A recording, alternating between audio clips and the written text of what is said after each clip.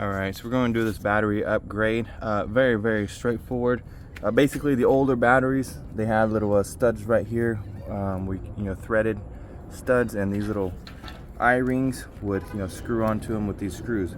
Absolutely sucks, especially on these bigger vehicles. This is a box truck, and yeah, all the vibration, and then also these little things have little hooks, so to say, right there. So if these move around too much, it gouges it out, then it doesn't get a connection, then it wiggles loose. So I grabbed some heavy duty batteries. This is the other issue I was having. The other one was just not cranking. Completely wrong battery, but this one is heavy duty. It has post on it. So what I'm going to do is cut around these eye-rings here, take all this plastic off. I have these little adapters. Basically, eye-ring is going to connect here. Then you have a little post adapter right here. It's going to be amazing. Also, we have this priority start. I'm sure there's plenty of videos online. Basically, these trucks keep dying as well. So once this is connected and the truck is turned off and it detects nothing is pulling from the battery, it will disconnect the battery, which should keep these trucks alive a lot longer than 5 days or so. So I'll go ahead and get started.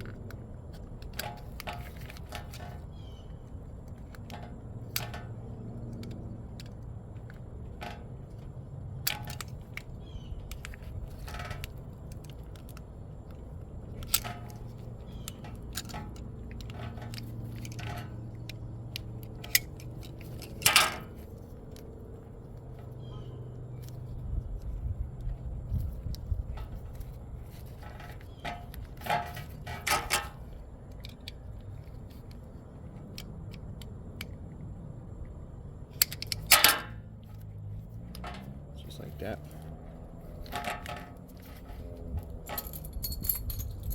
I'm just gonna see which edge these will connect on better. Not quite. Probably do something like that. Yeah, either way though, that's the idea. You do want to make sure you clean these up, anything on here. Keep it from having a good connection. I should have a little wire brush, but I don't.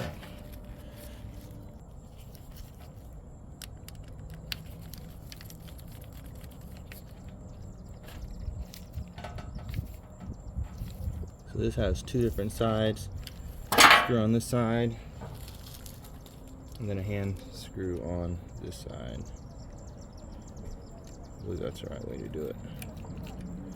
Nope, I did it backwards. But you get the idea. I'm actually going to do it this way on purpose. I don't have any Loctite, and these are supposed to be able to get off and on easily. I don't see why we'll ever be taking them off and on. But first of all, the screw would be holding it in instead of this just being the only thing that holds it on. And then if this does come loose, there's no way it's going to get past this by itself.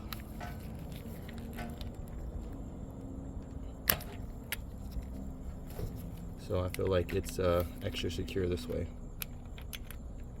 So tired of having issues with these.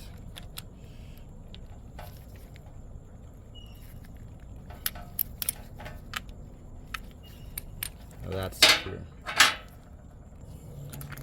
So I just redid this really quickly. Don't forget to put your dielectric grease on here. It's just these little grease packets. So that way this doesn't start corroding, because if that starts corroding and that connection gets loose, you have to be back in here doing this. So don't forget that. Alright, just so you don't have to make the same mistake I did. You see how this bulge, and I have it upside down. Well, I'm attempting to set it on the battery like this, but this bulge is stopping it. So make sure it's on the other side. Alright, first things first, it says find out kind of where this needs to sit. Very straightforward. That connects to the positive up there. This goes right here, and the truck positive connects to this top post. This little ground wire just needs to be crammed in there when you put the ground on. It says connect this ground wire last. Apparently it's very important. So I'm gonna connect. I'm just find a place to stick this, connect the other two, and I'll get it all ready. Same thing. Before you get too far along, make sure you get some of this anti-corrosion. It's gonna save you a lot of hassle later on. Get this on all the posts.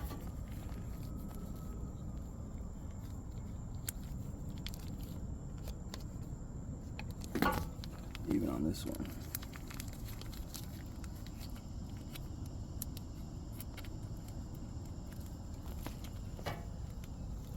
Alright, this is the final product.